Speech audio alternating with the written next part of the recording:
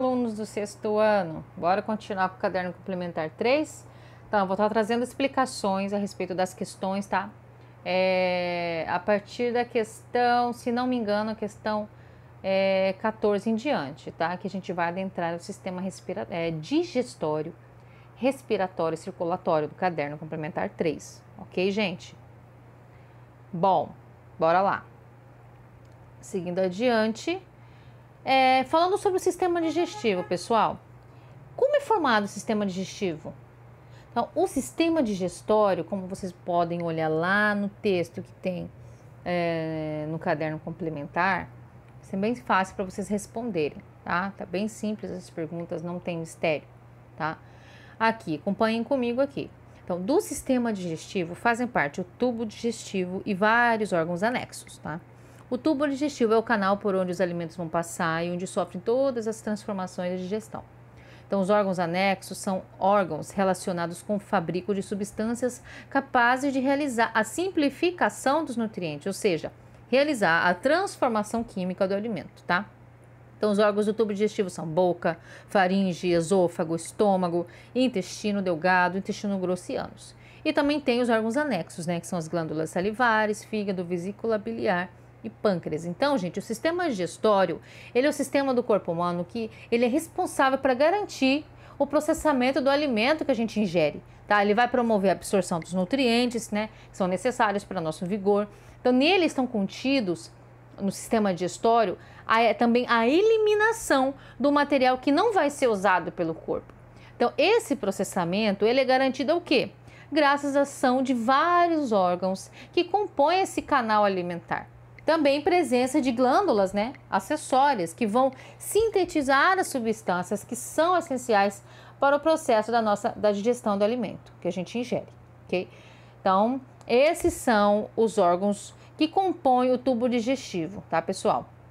Então, ele vai ser responsável por garantir a ingestão do alimento, a digestão e a absorção dos nutrientes, tá? Junto com a eliminação daquilo que não foi usado pelo corpo. A primeira parte do sistema digestivo é a boca, né? A boca é o local onde a digestão vai começar.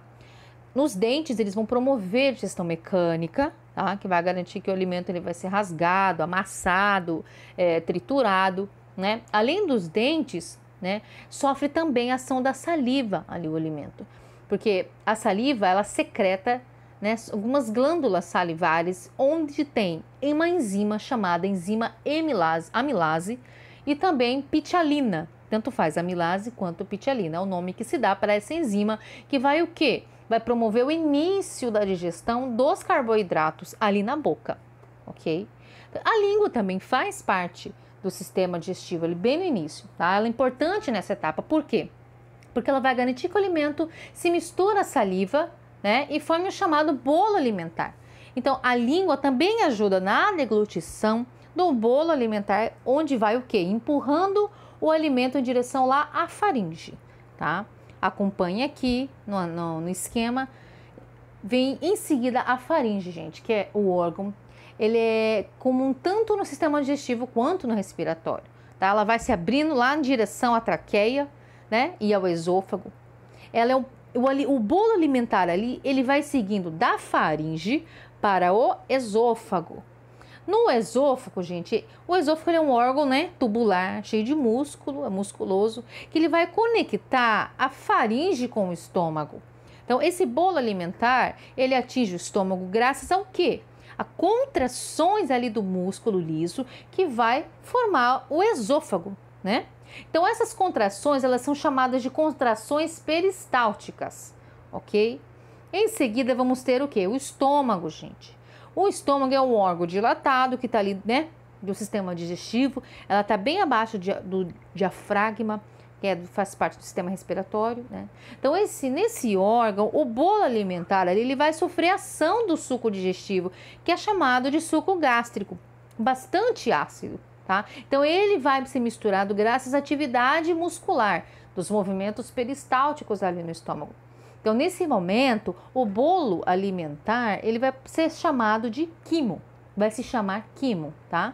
Então, esse suco gástrico, ele vai ter ali nos componentes ali a pepsina, pepsina vai ajudar na digestão das proteínas, tá? E o ácido clorídrico, que ele controla o nível de acidez do estômago, né? Do pH do estômago. Ele faz com que o pH do estômago fique baixo, tá? Promovendo o que? Ativação da pepsina, que vai ajudar a quebrar as moléculas de carboidrato. Okay? Então, geralmente, o ácido clorídrico e a pepsina, ela não vai causar irritação na parede do estômago, por quê? Porque ali o estômago possui um muco que vai revestir para evitar que haja irritação, que agrida a parede do estômago. Então, além disso, tem a renovação constante de células ali, que vai revestir o quê? A parede todo o interior do estômago, tá? Em seguida, vamos ter o intestino delgado, tá? Que é a porção mais longa do sistema digestivo, ele vai ter mais ou menos 6 metros de comprimento ali. Tá? O intestino delgado, ele tem 3 partes, duodeno, jejuno e íleo. Então, nessa parte aí do sistema digestivo, ela é finalizada aí.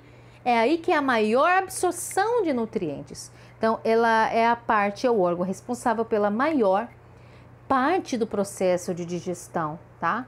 Então, nessa parte do duodeno, o quimo, ele vai vir do estômago, ele vai sofrer ação de secreções ali do pâncreas, né? Da bile, que o intestino vai ali do delgado, ele tem um suco entérico, né? Então todo esse quimo ali, sofrendo essas secreções ali em ação, vai produzir, como que fala, gente? O fígado, ele vai liberar uma secreção, o pâncreas também, rico em bicarbonato, para ajudar a neutralizar essa acidez ali do quimo, tá? Graças ao ácido clorídrico ali para digerir o alimento. Então, ele tem várias enzimas ali também, como a tripsina, a quimiotripsina, que vão atuar ali nas proteínas, nas cadeias de proteína, para poder o nosso corpo sintetizar esse alimento, tá?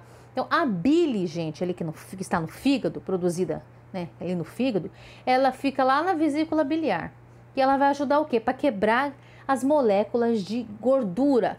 Ela vai atuar como emulsificante, que vai facilitar a digestão da gordura, tá? Já a secreção que o intestino delgado produz, ela é rica em enzima.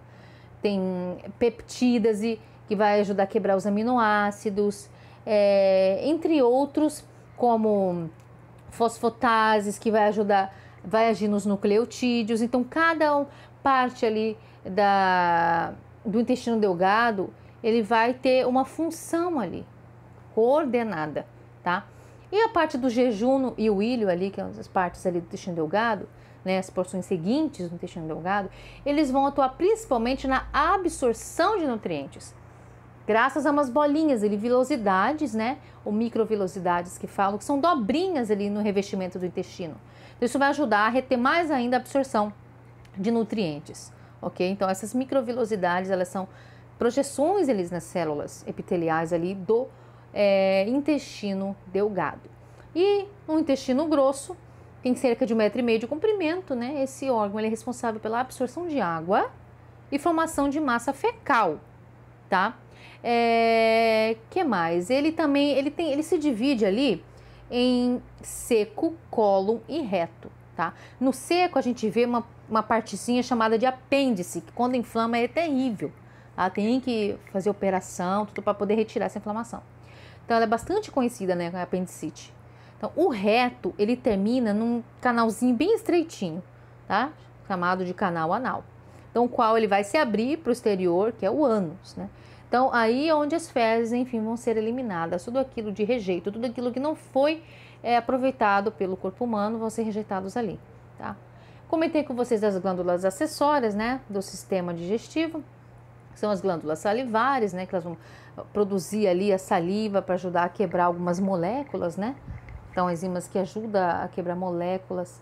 E também possui ação antibacteriana, vai lubrificar ali o bolo alimentar, né? O pâncreas, como acabei de falar, ela é uma glândula que vai ajudar ali na emulsificação ali do bolo alimentar, né? Ali junto com o suco pancreático. Então, ela tem várias enzimas que vai ajudar na digestão. Bicarbonato de sódio também, que vai neutralizar a acidez ali do quimo, né? Então, essa parte muito importante dessas glândulas acessórias vão ter no processo de digestão, tá? E o fígado, que é o segundo maior órgão do nosso corpo, né? Ele vai ele vai perdendo apenas para a pele, tá? Porque ele é o segundo maior órgão do corpo. Ele vai ter várias funções no nosso organismo, mas na digestão ele é o papel. O que é o papel do fígado?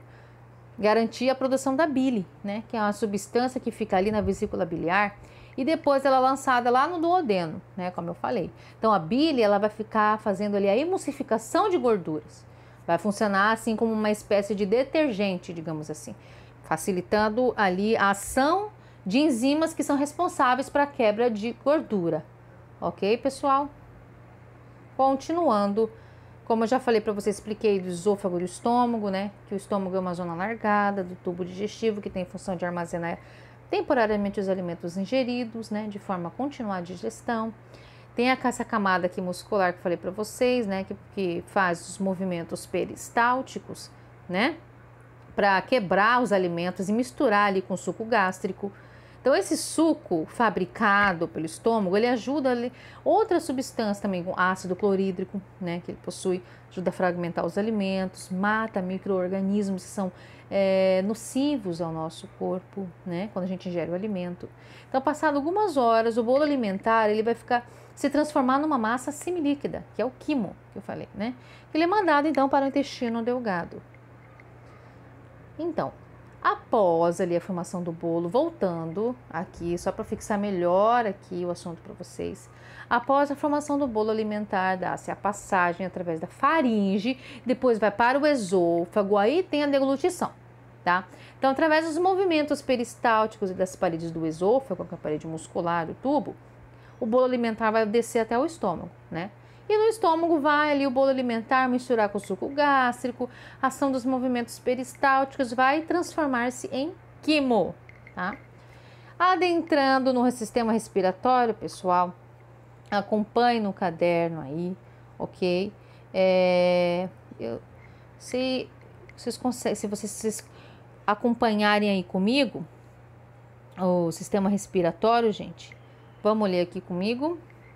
O sistema respiratório é constituído pelos pulmões, localizado no interior da caixa torácica e pelas vias respiratórias formadas pelas fossas nasais, faringe, laringe, traqueia, brônquios e bronquíolos, que estabelece a comunicação entre o pulmão e o exterior. Então, gente, o sistema respiratório é o sistema responsável para garantir a captação de oxigênio, né, do meio ambiente ali, e para a gente poder liberar o gás carbônico. Além disso, ele está relacionado com o olfato, né? Capacidade de a gente sentir os odores, né? E também ele está relacionado à fala, né? Por causa das chamadas pregas vocais que nós temos, né? Tudo ali integrado no sistema respiratório. Então, o sistema respiratório, gente, ele é um sistema relacionado com a captação de oxigênio, né? E a liberação do gás carbônico para o meio. Então, ele pode ser dividido em duas porções. Tem a parte condutora e a parte respiratória, né? Então, essa parte da porção condutora, as fossas nasais, ela tá a faringe, laringe, traqueia, brônquios, bronquíolos e bronquíolos terminais. Então, faz parte dessa porção respiratória, os bronquíolos respiratórios estão lá no pulmão, os dutos alveolares, tá? E os alvéolos. Tá? Então, as funções dele é condução de oxigênio, como eu falei, transferência de oxigênio para o sangue, eliminação do dióxido de carbono, tudo isso em conjunto com o sistema circulatório, gente. Também eles trabalham isso, a associação. Então, nessa porção respiratória tem trocas gasosas aí, ou seja, o oxigênio, né, retirado lá do meio externo, ele é disponibilizado para o sangue. Aí o gás carbônico entra no sistema respiratório para realizar esse caminho inverso do oxigênio, né? Que vai ser eliminado para o meio ambiente. Então, a respiração, ela vai acontecer graças a dois movimentos, né? A inspiração e a expiração.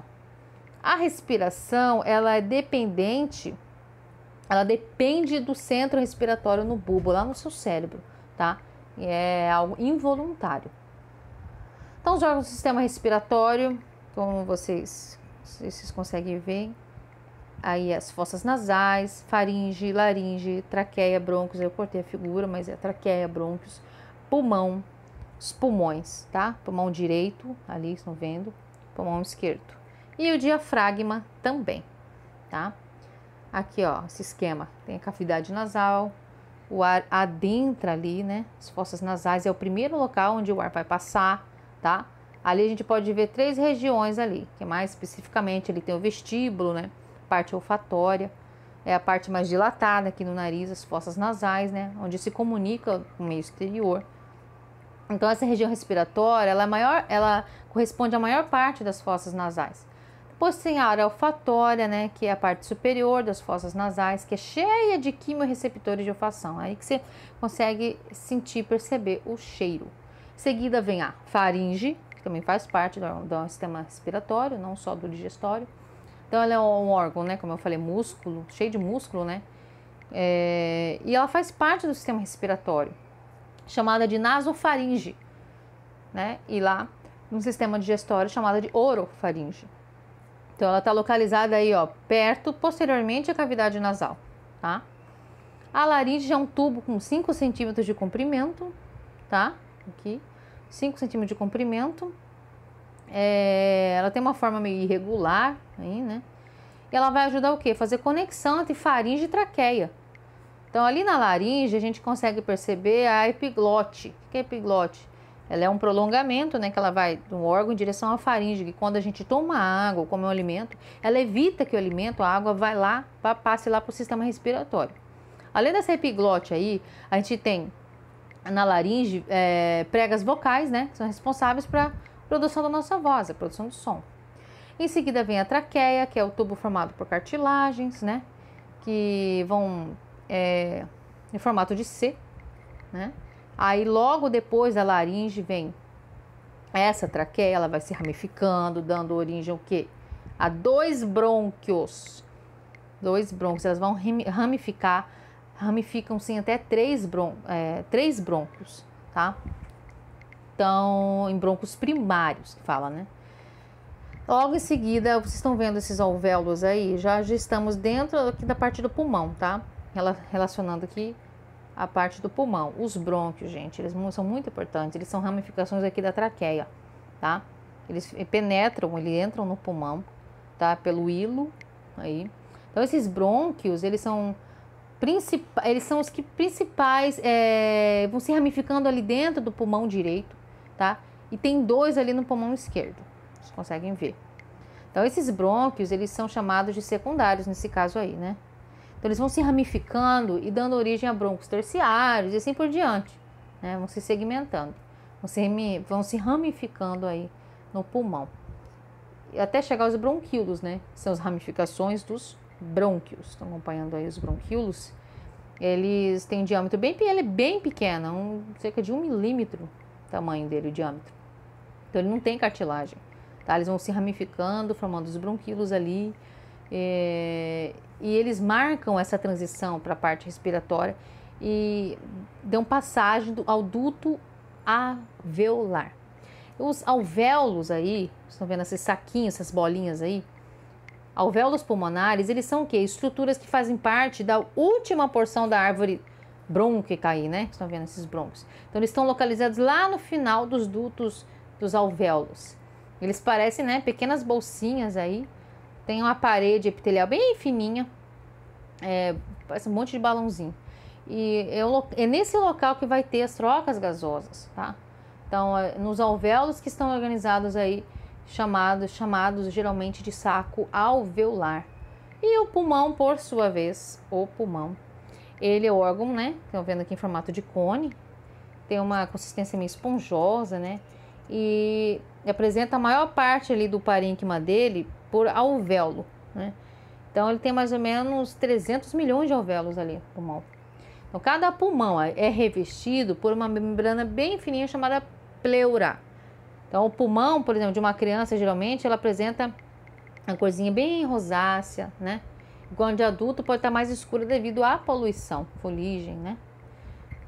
Basicamente, gente, a questão respiratória é isso, tá? Eu falei, tem a porção condutora, né, que é formada pelas fossas nasais, né, laringe, traqueia, brônquios, e a porção respiratória, que é formada pelos bronquíolos, né, respiratórios, os dutos, dos alvéolos ali, alveolares e os alvéolos, onde o oxigênio aí que você vai inspirar, ela vai passar para o sangue, e o gás carbônico que está ali vai passar para o sistema respiratório para ser expirado, tá bom, gente? Continuando, sistema circulatório em seguida. Põe lá no caderno e vocês vão ver. O sistema cardiovascular, né? Ele é contido por coração, vaso sanguíneo, sangue e também veias. Não coloquei, mas também tem veias e venículas. Então, o sistema cardiovascular, ele é o sistema responsável para garantir o transporte de sangue pelo corpo. Então, ele vai permitir dessa forma que as nossas células recebam, por exemplo, nutrientes, oxigênio, né? E esse sistema ele é formado pelo coração e pelos vasos sanguíneos. Como eu falei, ele é composto do coração, vasos sanguíneos, artérias, veias capilares, tá? E a figura de um coração, vocês estão vendo aí a aorta, a artéria pulmonar, átrio esquerdo, o ventrículo direito, o átrio direito e a veia cava superior. Então, o coração, gente, nosso coração, ele é um órgão muscular, né? Tem 4 câmaras, tá? Tem 2 átrios e 2 ventrículos. Estão vendo aqui? O átrio esquerdo, o átrio direito, o ventrículo esquerdo, tá? Então, esses átrios, elas são as câmaras responsáveis para garantir que o sangue seja recebido no coração, tá? Enquanto os ventrículos, eles são as camadas que vão garantir o bombeamento do sangue para fora do coração. Então, no lado esquerdo do coração, a gente vê apenas o sangue que está com oxigênio, né? Enquanto que lá no lado direito do coração, a gente vê a presença de sangue que é rico em gás carbônico, tá? Então, no coração ainda também tem 4 válvulas, tá? Que ele vai impedir que tenha esse refluxo que o sangue volte, que haja o refluxo do sangue. Então, permitindo dessa forma, então, um fluxo contínuo do sangue ali no coração. Então, ela apresenta também endocárdio, miocárdio e epicárdio, que são camada mais interna ali do coração, tá? Que tem um tecido bastante muscular, né? Que ele vai ajudando a bombear o sangue, seja bombeado para todo o corpo, por causa dessas contrações musculares, né? E a parte do miocárdio é a parte mais dura ali do coração. E o epicárdio é a camada mais externa, né? E o epicárdio que ela vai acumulando a camada de tecido ali, de gordura, que geralmente envolve o coração. Então, quando essa camada de gordura está grande, é perigoso, né? Questão de doença, taquicardia, enfim, doenças do coração. Então, o coração ele é capaz de contrair e de relaxar, né?